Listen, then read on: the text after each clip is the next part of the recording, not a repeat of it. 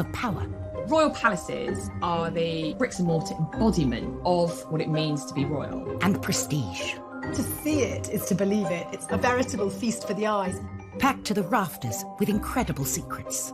From royal courtship to royal births to royal marriages and scandals, the palaces have played host to all of that. In this series, we step beyond the Golden Gates. We all want to see inside the palace walls. You feel as if you were being let into a secret world. Learn how these stunning buildings were constructed. This is a mad, eclectic vision of one man. Windsor was built to do battle.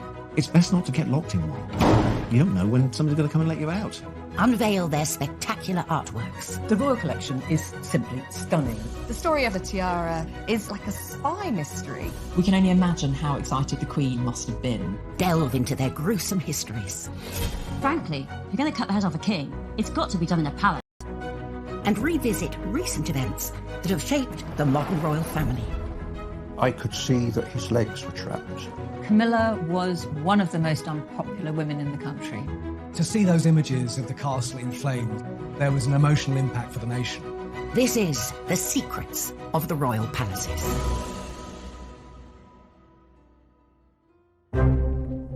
This time, we go behind the scenes with the builder who took on one of the most complex renovation jobs in the Windsor Castle restoration. We'd got 2 draftsmen drawing for the best part of a year before we even started to make anything. Get an inside look at the residents accommodating an ever-growing royal family, Kensington Palace. It was a very neat house once upon a time, but when monarchy got hold of it, they turned it into something of an architectural monster. Uncover the secrets sewn into the Queen's most iconic outfit. Hartnell actually added a wonderful secret detail, which was a little 4-leaf shamrock. We discover the most bizarre palatial presents the Queen has ever received. She was given a crocodile, and Sir Martin Charteris, her private secretary, had to put it in his bath on Britannia. And we reveal the castle with the 16th century murder mystery that went horribly wrong. It was going to be the perfect crime. Kill Darnley, blow up his house, no one will be any the wiser. The royal palaces serve as a permanent reminder of the history and influence of the British monarchy through the ages. But alongside the grand and ostentatious are those palaces that can often go unnoticed, built to blend in and to be a place for royals to call home. Across Hyde Park, some 2 miles west of Buckingham Palace, lies a remarkable royal housing complex. Rambling, and it's got lots of different apartments and houses there, and it's perfect for the royal family. It's got a lot of cousins, and she needs to house them. Royals have occupied Kensington Palace for over 3 centuries, and various generations have extended it to suit their needs. Architecturally, it's a bit of a mess. It's not the kind of unified vision that most palaces aspire to be. It was a very neat house once upon a time, but when monarchy got hold of it, they turned it into something of an architectural monster. Its first royal inhabitants were William and Mary. As a result of the Glorious Revolution of 1688, they'd been invited from the Netherlands to replace the Catholic James II. They needed a new palace, but they needed it built quick and cheap. As a new king and queen, they didn't want to start building with great ostentation a project that would take years when their essential job was to control the nation and persuade them of the quality of their governance. Get it up, get it done, and let's get on with the business of running the country. They bought Nottingham House, a small villa in what was then the suburb of Kensington, and hired the most celebrated architect of the day, Sir Christopher Wren, to transform it into a palace. But Wren wasn't known for speed. His masterpiece, St. Paul's Cathedral, was only halfway through its 35-year building programme. William and Mary wanted their palace in 6 months. Mary wanted a palace to be built around that old house by Christmas. And this was a phenomenal task to ask of Christopher Wren and all his collaborators. It was a bit of a bodge job, really. It was about trying to extend and build on what was already there and do so very, very quickly. With such a tight deadline, the builders cut corners. Kensington is notoriously badly built. It's had a whole series of structural props failures, and Wren's masons just threw it up too quick. 5 months into the project, these shortcuts led to tragedy. A vault collapsed, crushing a carpenter. And to have someone who's dead because of your design and workmanship, it racked Wren. He was found with his head in his hands in St. Paul's Cathedral. Mary then stepped in and said, it's my fault. To have a monarch feel responsible for deaths because of your building project is quite extraordinary. Rather pitifully, we know she wrote to William and said, it showed me the hand of God plainly in it, and I was truly humbled. But there is a ruthless side to every queen, I think, because they were still in the new build by Christmas. It is an astonishing feat to have created a but also his budget, thanks to a rather unregal building material. It was built in brick, which was sort of unfashionable material at the time. It's quite plain in its architecture. Parts of it just look like a street rather than a palace with, long facades like any London street of the time. It's a bizarre building in many ways. Whilst Kensington Palace is home to young royals like William and Kate and their family, home for the Queen means Windsor. I think probably almost more than anywhere else, it is her home. This is where she's spent a huge amount of her childhood, adolescence, and now it is her haven. But at 11:30 a.m, on the 20th of November 1992, the Queen's lifelong home was thrown into chaos when a small fire started in her private chapel in the northern corner of the castle. Windsor Castle was being rewired, and there was a light which caught one of the heavy curtains and went up in flames immediately. And within minutes, the blaze had taken hold. In total, 225 firefighters were called to the scene, with 36 vehicles battling to save the palace. It could be seen for miles and miles around, and of course it seemed like there was a symbol of the monarchy burning. To see it in flames, I think, did have an emotional impact for many people in the UK. And no one felt that impact more than the Queen herself. The Queen was at Buckingham Palace and she was informed about the fire, and she got to Windsor as soon as she possibly could. She arrived to find the palace she calls home burning out of control. It was clear to see that it was very distressing for her, watching the fire sweeping through and people desperately trying to tackle the blaze. As firefighters battled to bring the fire under control, the royal family leapt into action and helped organise a rescue mission to save the castle's many priceless treasures from the path of the raging flames. They formed a human chain, masterminded by Prince Andrew, who knew every inch of that castle. As a child, he'd explored it, and he knew where all the secret back passages and everything else were. The Queen was shocked, but she is pragmatic. She gets on with it, and she realised that she had to be part of the effort to save what they could. And they did. The royal family were part of the chain there to get stuff out. We can feel that in the end, only 2 works of art were lost in the fire. The blaze took 15 hours to bring under control. What had started as a small electrical fire in the royal chapel had spread outwards into 2 of the palace towers. Total 115 rooms had been completely destroyed. It was so dramatic and so terribly sad. And the next day, the Queen surveyed the ruins, and as she walked through the charred remains of some of her possessions, she seemed like a little old lady, who had lost something so treasured to her. Despite the devastation, the plan to rebuild started straight away. There was a competition for the redesign, won by a firm of architects who worked with oak specialists, Venables Brothers. We'd got 2 draftsmen drawing for the best part of a year before we even started to make anything. Initial reports suggested repairs would cost up to £60 million, and it could take 10 years for the castle to dry out. Once you've got the job, you realise the size of the task that you've undertaken.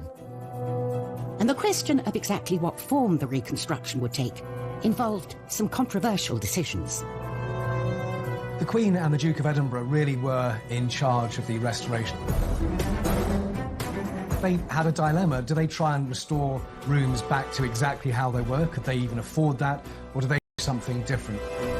My blood pressure went up and I think I went grey in the process. Coming up on Secrets of the Royal Palaces, we reveal the secrets of the Tudor toilet. Going to the loo with Henry VIII was the top job in the Tudor court. And we go behind the scenes of the greatest historic building project ever attempted in 20th century Britain. The design that they came up with was absolutely stunning and probably the most complicated piece of oak joinery we've ever been involved in.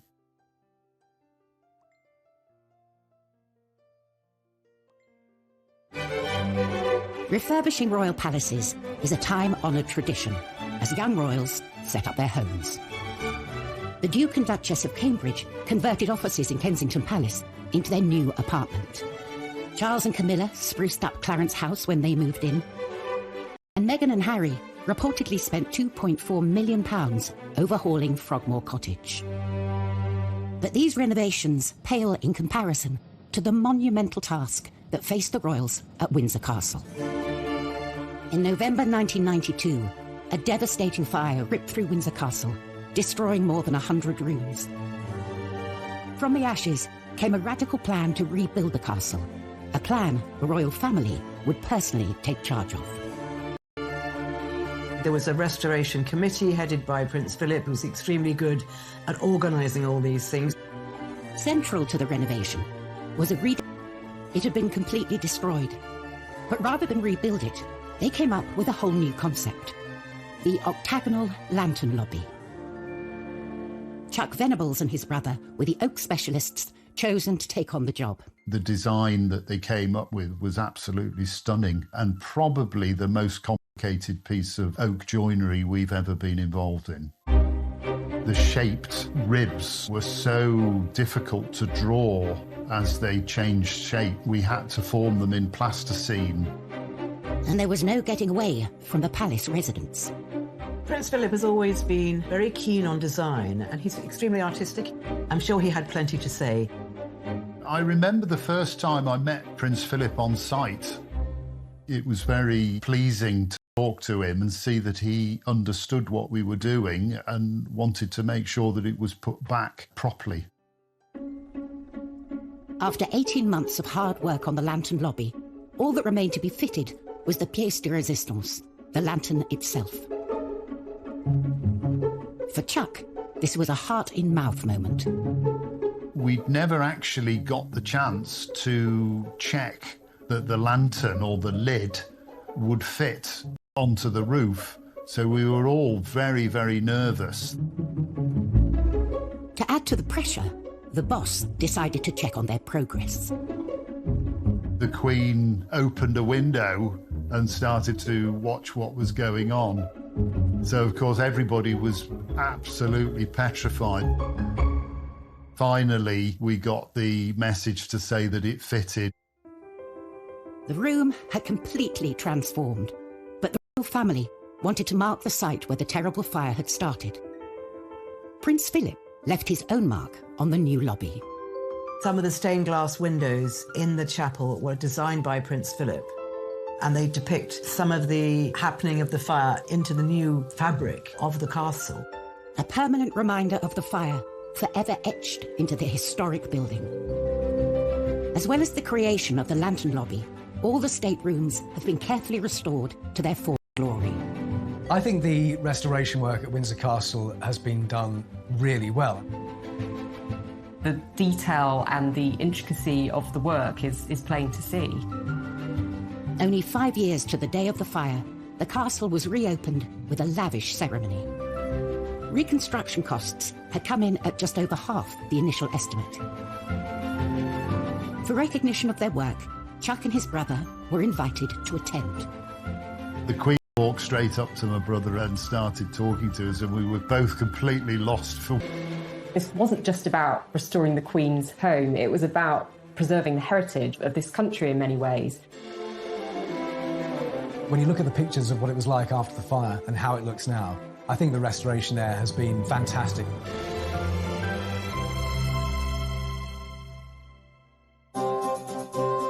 From the glitz and showmanship of a palace stateroom to the rather less glamorous, but no less essential, palace toilet.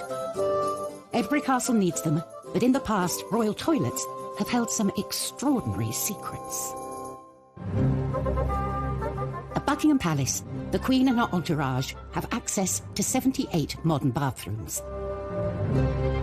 In the time of Henry VIII, what you did in the privy said a lot about you.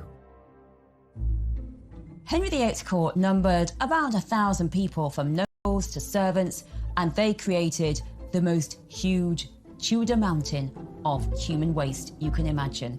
And that's why so often Henry VIII was always moving palaces. He moved between Whitehall, Richmond, Hampton Court, Windsor Castle, so that one poor palace could have some time to be clean. And also in the summer, he went off to nobles' houses, so they had to sort out all his big, dirty, waste-creating court. And apparently, within a couple of days of the palace being filled by the courtiers, already the walls were black, it was sooty, it was grimy, and there was lots of unwashed bodies. But the worst of all was the human waste.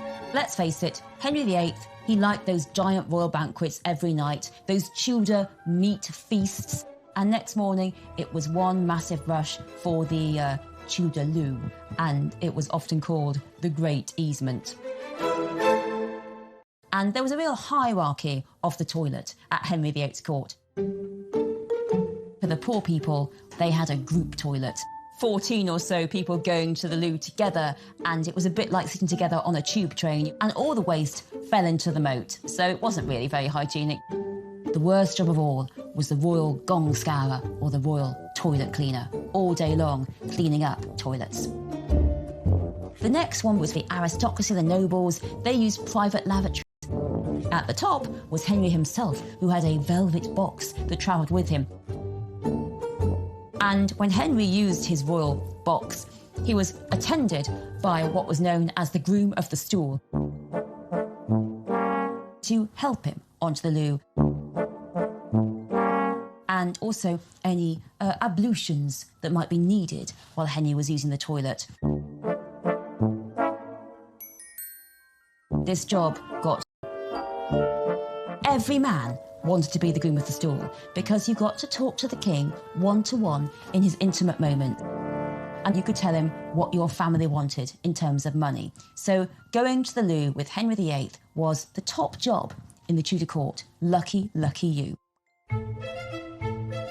Henry VIII's vast appetite for food was matched by his appetite for ostentatious palaces, and he wasn't the only one. King George I was out to impress with his extravagant interior design decisions.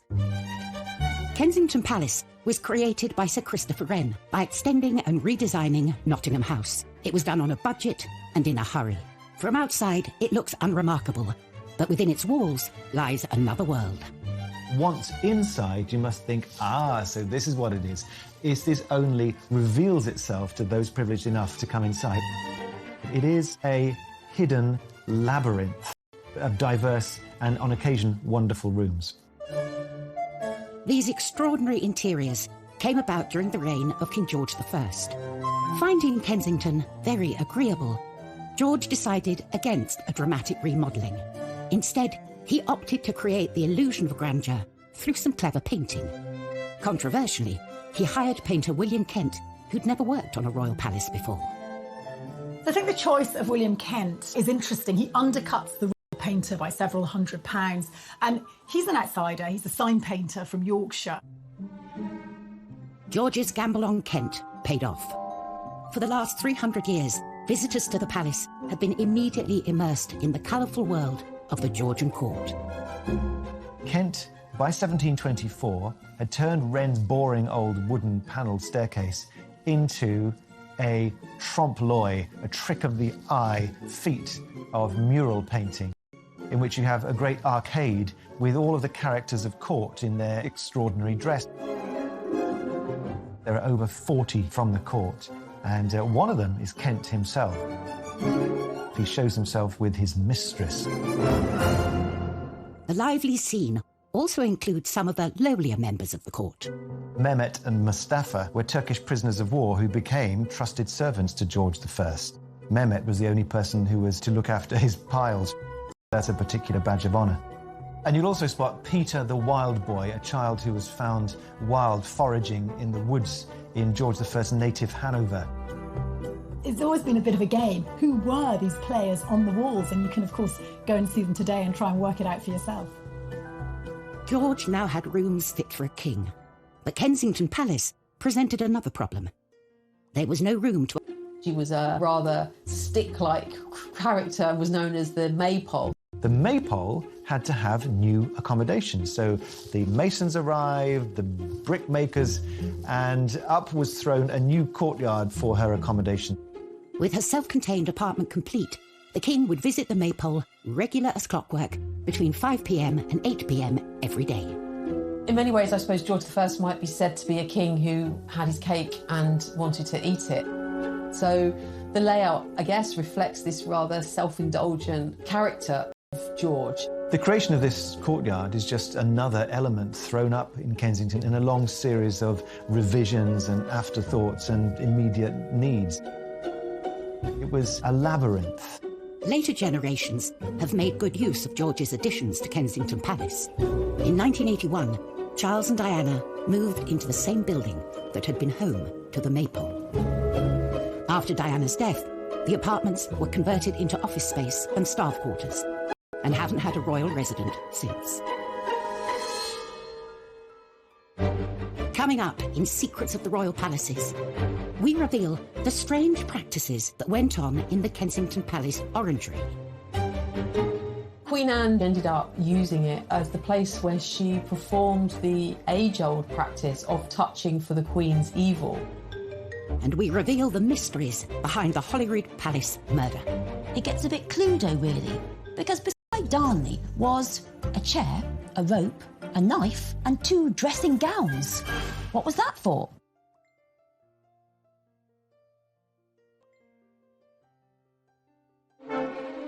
Since the reign of Queen Victoria, Buckingham Palace has been the monarch's HQ, a symbol of the prestige of royalty. But that celebrated reputation was brought into question when one particular monarch moved in. Victoria's promiscuous son Bertie is known to have accommodated dozens of mistresses during his time at Buckingham Palace. So, Edward VII, he was Mr. Mistress. Let's put it that way. There was mistress after mistress. He was known as Edward the Caresser because there were so many of them. And in Europe, well, that's when Bertie indulged himself with courtesans and the best ladies of the night. There is in Paris a special chair he used. It's the weirdest looking thing you can imagine. You sort of look at it thinking, how on earth did he use that? It was because, by this point, he was hugely fat. So he basically used this chair for him to sit on and at least one lady beside him, probably 2. They had to do all the work and he just sat there. The Playboy Prince of Wales became king in 1901 and took up his position at the ground. Bertie came to the throne, he'd stop it with all the girls and finally focus on his long-suffering wife, Queen Alexandra. But that wasn't the case. He just carried on with the mistresses. And one he particularly wouldn't let go of was Mrs. Alice Keppel. And what a coincidence, because she is actually the great-grandmother of Camilla, Duchess of Cornwall. Well, certainly Alice Keppel was a very successful mistress to Edward VII. He was always devoted to her, even though there were other ladies around. And the king had a very short reign because he was pretty old and pretty ill when he came to the throne. And when he was finally dying, Alice was brought to his deathbed. I mean, unimaginable. Apparently the Queen allowed this. The deathbed at Buckingham Palace should be so dignified, so solemn. And Alice gets hysterical, shouting, "What's going to become of me? Me!" and gets hustled away because of all the hysteria. I think the biggest rebellion Edward VII could ever make against Victoria and her vision of the moral monarchy was to have his mistress at his deathbed in Buckingham Palace. Buckingham Palace, like many others, belongs to the Crown, passed on from one monarch to the next. With so many palaces to their name, it's up to the monarch to decide who lives in them. There's one palace that's proved incredibly popular with the family and houses more royals within its walls than any other. Kensington Palace. For over 300 years, it's been something of a royal housing estate.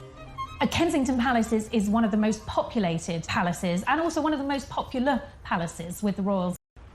You've got the Cambridges at apartment 1A, Princess Eugenie and her husband Jack Brooksbank there, and the Gloucesters. I mean, the royals are very much packed in to Kensington Palace.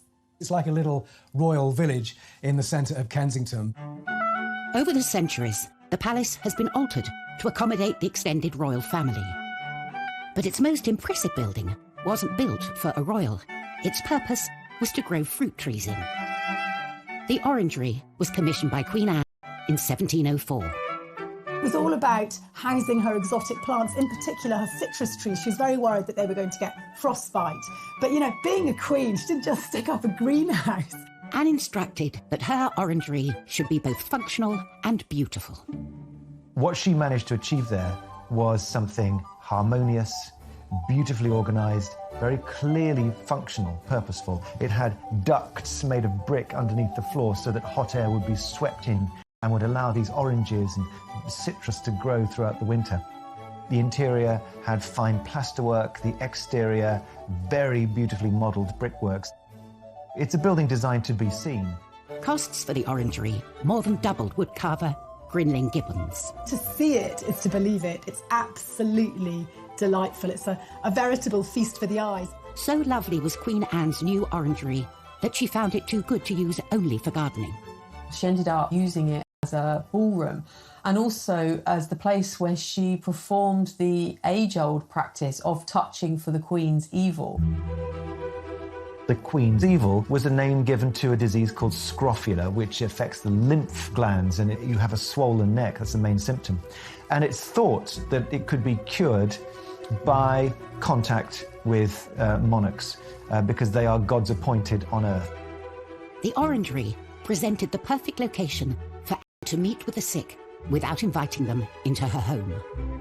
You can actually go present yourself with your ailment and she would, heal you, make you better simply by being a queen and touching you. The Hanoverian monarchs that followed Anne had little interest in curing the sick. They turned the orangery into a party venue, which it still is to this day.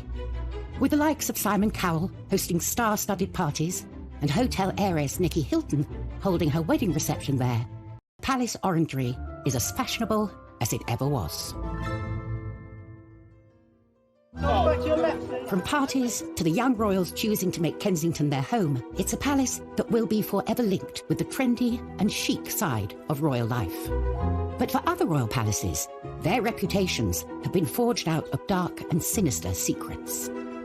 Holyrood Palace in Edinburgh is stained by the turbulent reign of Mary Queen of Scots. 1567, the 10th of February, there is the biggest murder mystery in Scottish royal history. Central to this whodunit is Lord Darnley, Mary's deceitful and often estranged second husband. Lord Darnley is recuperating from an illness, possibly syphilis. He's in a house just by the city walls, and late one night there was a massive explosion. This huge explosion that rocked all Edinburgh woke Mary up in Holyrood House, and Darnley's house had been entirely blown up. It was going to be the perfect crime. Kill Darnley, blow up his house, no one will be any the wiser. But Darnley managed to escape. And there's an amazing map drawn by the spies at the time that show you exactly what happened. Darnley managed to get away to the nearby orchard. And there he is found dead with his servant. And now it gets a bit Cluedo, really.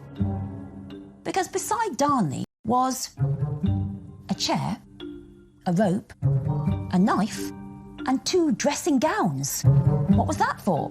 Well, what we think happened is get out of the window, took the dagger with him to stab, and the dressing gown because he was just wearing his nightshirt, as was his servant. So, you want to be a bit more dressed when you're fighting off some baddies. But the ruffians were too quick for him. They smothered him and his servant in the orchard, and then they all ran off. Mary Queen of Scots was herself suspected of the crime. Years later, the murder of Darnley was still being blamed on inhabitants of Holyrood House. During the Victorian period, the maids said to visitors that there was a Darnley bloodstain, and they used to charge visitors a couple of pennies to go and look at this Darnley bloodstain, but actually they'd put it on themselves. So if you ever go to Holyrood House and you're offered a chance to see the Darnley bloodstain, it's something made out of red food colouring. Tourists still flock to Holyrood today for a closer look at the palace's fascinating secrets. 400 miles south of Buckingham Palace, the grand state rooms entice visitors from around the world when they're open to the public every summer. A chance to witness firsthand the iconic riches housed within. Clothing is such an important part of the major events in our lives, and when it's done well, it communicates everything that is really important at that precise moment to the wearer and to the occasion. The 2nd of June, 1953, Elizabeth II's coronation. For the first time, the whole ceremony, as well as the famous appearance on the Buckingham Palace balcony, would be televised. With the eyes of the world on her, it was essential she had the right dress. A dress so special, it would have secrets sewn into its very fabric. The Queen's coronation dress is just stunning. There's no other way to describe it. It was made by the leading British couturist at the time, Norman Hartnell. Elizabeth knew this dress would go down in history, and she proved a very hands-on client. The 4 national emblems of England, Scotland, Ireland and Wales were already going to be included. The Queen came up with a rather wonderful suggestion to also include emblems for each of the dominions over which she was becoming Queen. You can make out the maple leaf of Canada, the wattle of Australia. You can see the lotus flower of India, and then the wheat sheaves of Pakistan. The whole dress becomes a true symbol of the reach of Queen Elizabeth II. Hartnell loved the young Queen's ideas, but they didn't see eye to eye on everything. Originally asked to replace it with the rather less glamorous but more official Welsh symbol of the leek. Despite the Queen's attention to detail, there was one secret that Hartnell managed to sneak past her. Unknown to the Queen, Hartnell actually added a wonderful secret detail, which was a little 4-leaf shamrock, which she placed on her left skirt, just underneath where her hand would be resting in the ceremony. A secret message from the designer to the Queen on the dress that would be immortalised as part of the coronation ceremony. And the day would be complete when Elizabeth II stepped out onto the famous Buckingham Palace balcony to wave to a mall packed with her subjects. The glitter, the glamour, just the pure historicity of it all must have been magnificent. The dress is now part of the royal collection displayed at Buckingham Palace, a palace so integral to its story. Coming up on Secrets of the Royal Palaces, step inside the top secret dressing rooms of Elizabeth I. These were her secret...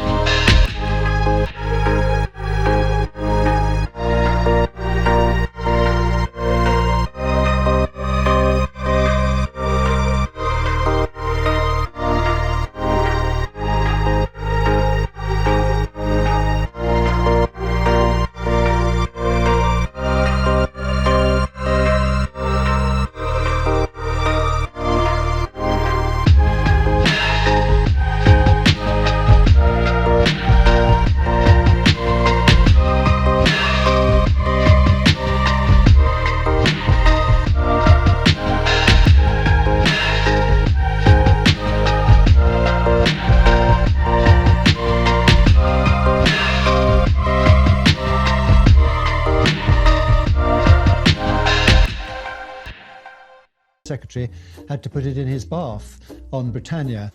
In 1972, the president of Cameroon even sent the Queen an elephant called Jumbo, which was put on a plane and flown over to Britain. One thing you don't want to do is give her something she's already got. One man didn't have to worry about that.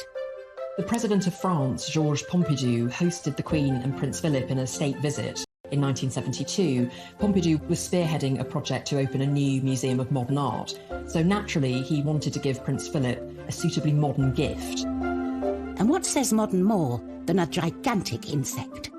Behold, the grasshopper. Made by the French surrealist artist François-Xavier Lalanne. It's made of brass and iron and porcelain. Only 2 of them were ever created, and the other version was sold at auction in 2018 for $1.6 million. It's not only a work of art. This bizarre animal has a practical purpose. It is indeed a fully functioning air-conditioned bar, and the insect's wings actually open out to become a drinks table. It's an incredibly fun period piece from the 70s when having your own portable bar would have been the absolute height of cool. Today, the castle. Prince Philip was absolutely thrilled with it, and he wanted to put it in the drawing room, and he asked the superintendent whether he thought that was a good idea. And I remember the superintendent telling me, he said, well, sir, perhaps by the swimming pool, might that not be more appropriate? The bold gift idea was clearly a huge hit. Anyone for a grasshopper cocktail?